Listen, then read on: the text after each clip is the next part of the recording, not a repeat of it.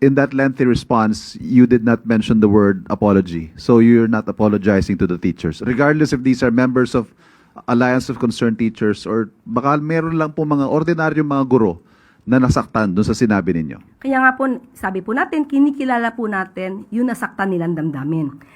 At gusto kong ipaliwanag kung saan maaaring nanggaling yung sama ng loob nila. Dahil never po ako nanisi ng guro. Maliwanag po yung sinabi natin kahapon. So sa mga nagdaramdam, ito po ang maliwanag na, ito po ang aking ipinaliwanag sa inyo para po maibsan yung inyong sama ng loob kung meron man po. Kasi dapat ilagay lang po natin sa tamang konteksto yung nangyari. So no apologies, Yusek. Ivan, hindi tayo pwede ditong magkaroon ng, sorry for the word, ayoko magkaroon ng additional na pang-iintriga dito.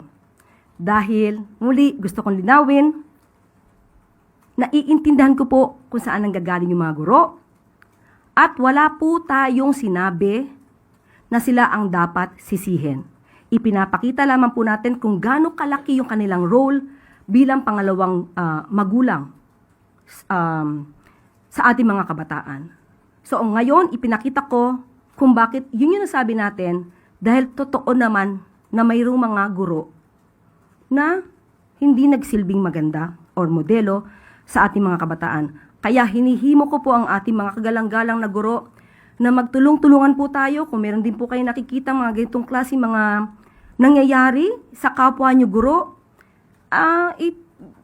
paalalahanan po natin na kayo po ay tinitingala bilang tagapagturo na magandang kaugalian sa ating